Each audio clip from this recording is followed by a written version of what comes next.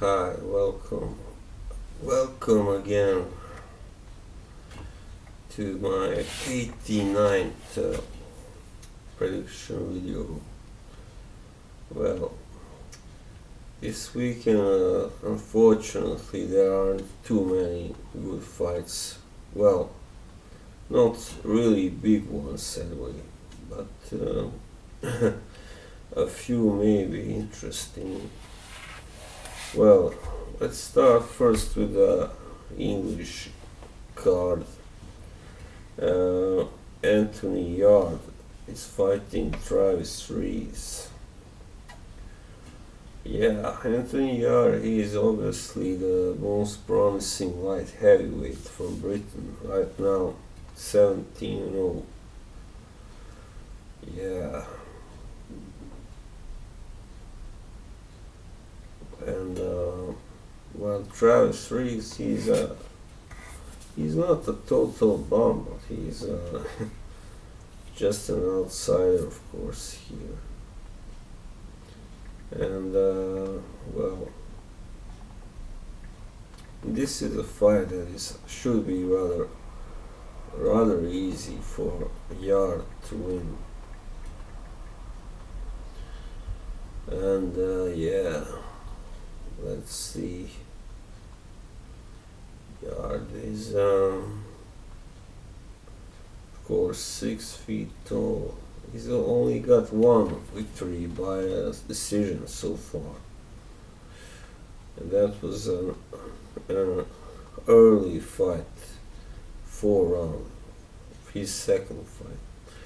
So he's 6 feet tall. Doesn't say how big his reach is, and this guy Reeves, there is no information on his size at all. But he's fought Karl Murat. He lost in 12 rounds by TKO last year, which means he can be really really good. He's also lost one more fight by a knockout against some totally unknown guy. So I don't know, I think this should end somewhere in the first 6 rounds, and Yard will win by a stoppage, knockout or technical knockout.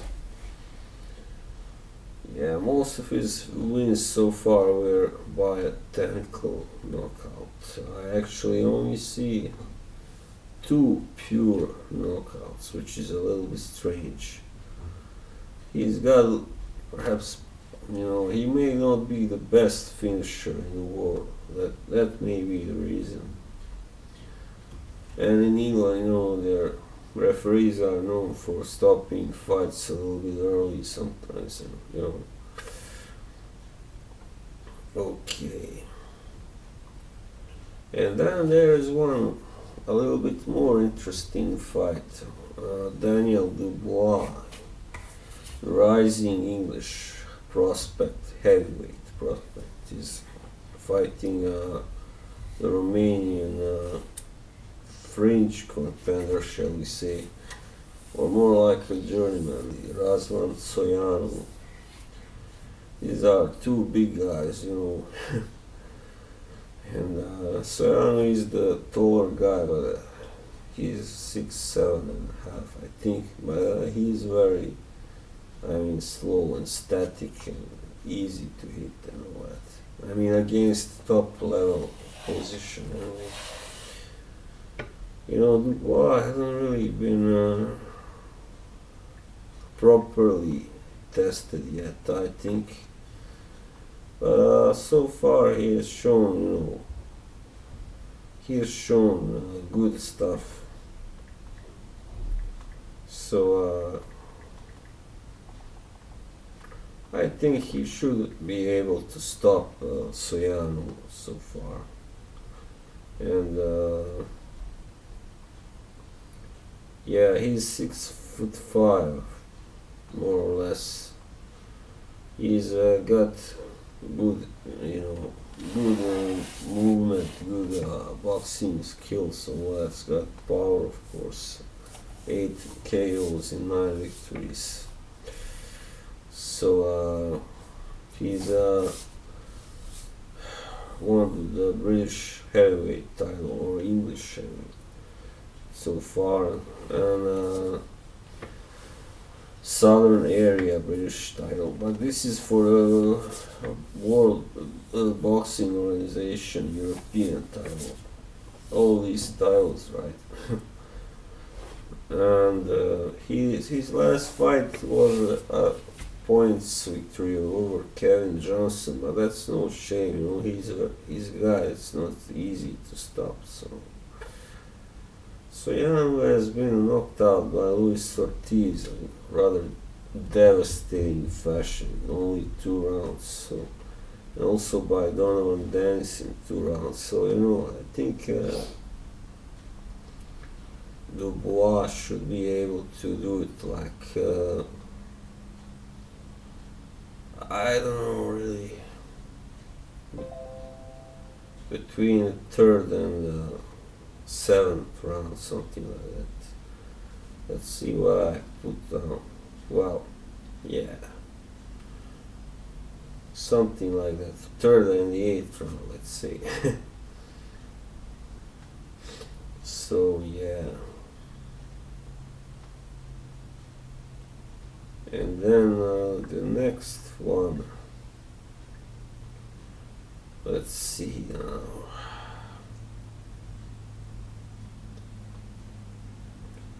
Well, this one was kind of interesting. It's super middleweight. Nicholson versus Jesse Nicolo.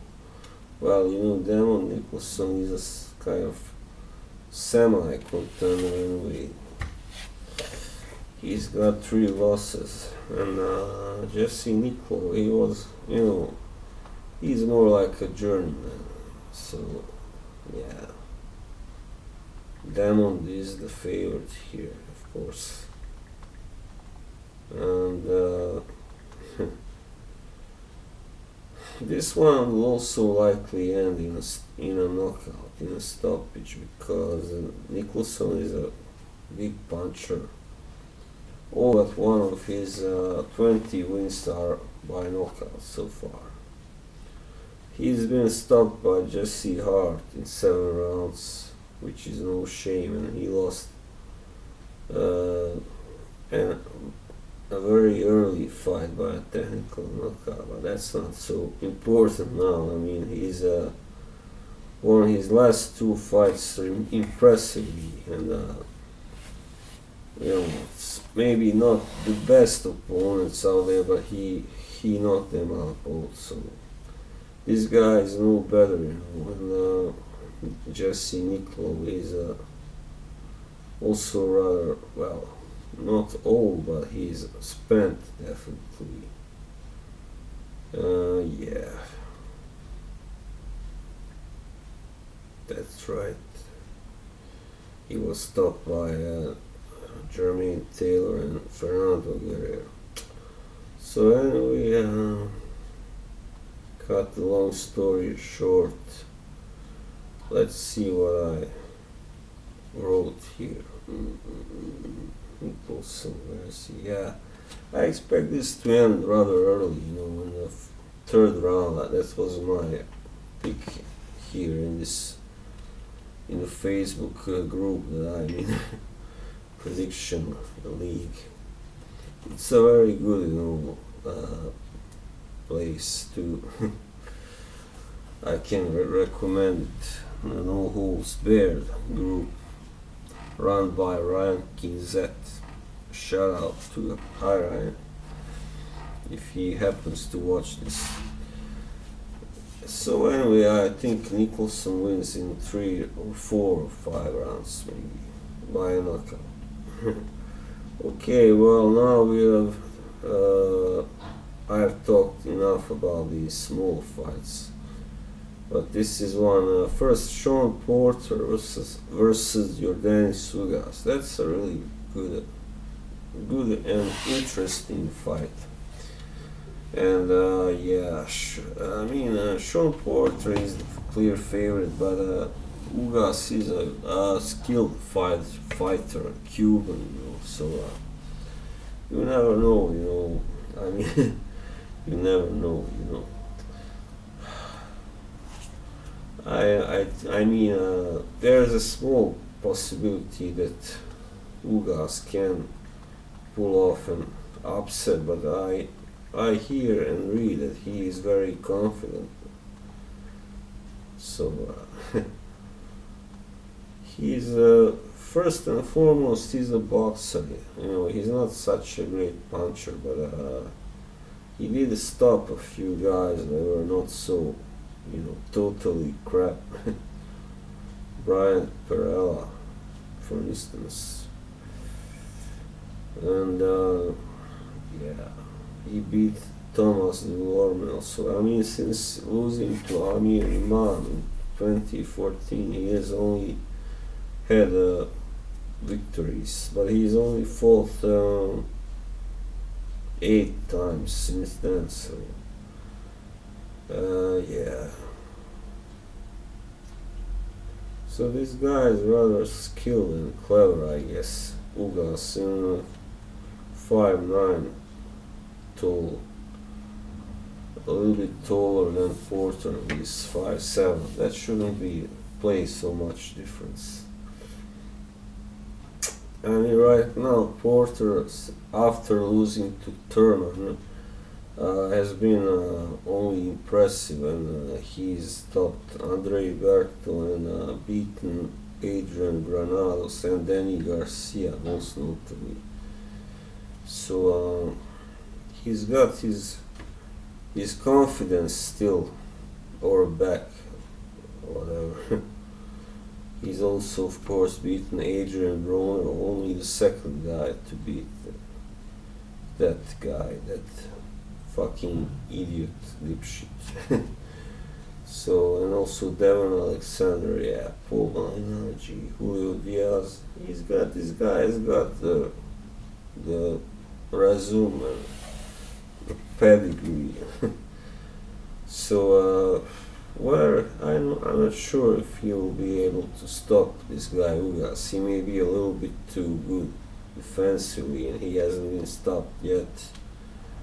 And he's fought, some good fighters anyway. But I'm sure that Porter will win this on points. That's the safest bet, I think, to go Porter by unanimous decision. Yeah, well, I don't have so much time. I mean, I'm going to make this too long. So I'm going to do one more fight.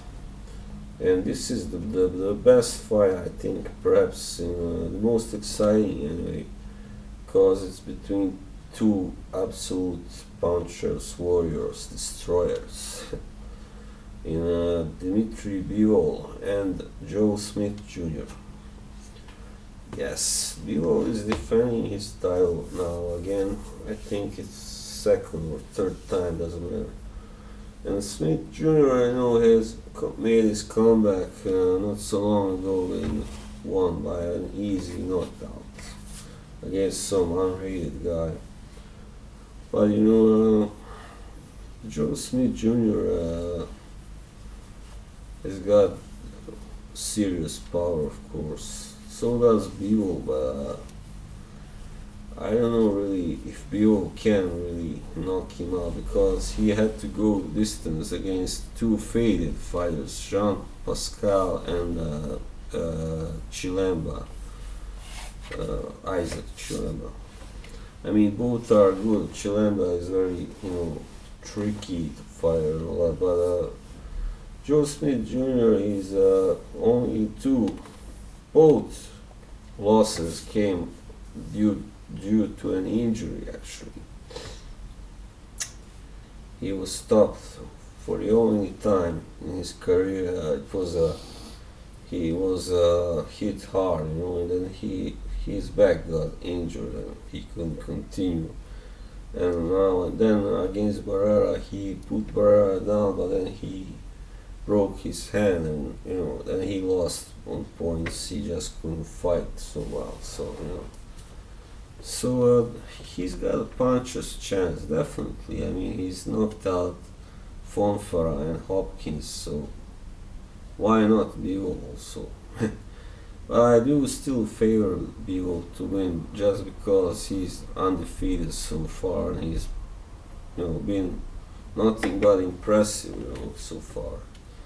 So he can do everything like box and punch, while Smith of course is a pure puncher, a pressure fighter. So I favor Bivol, but on points most likely. I mean, I would be a little bit surprised if he manages to knock out Smith Jr. Yes, well, that was all for now. So I hope you enjoy the fights, and so long. Until the next time, bye bye.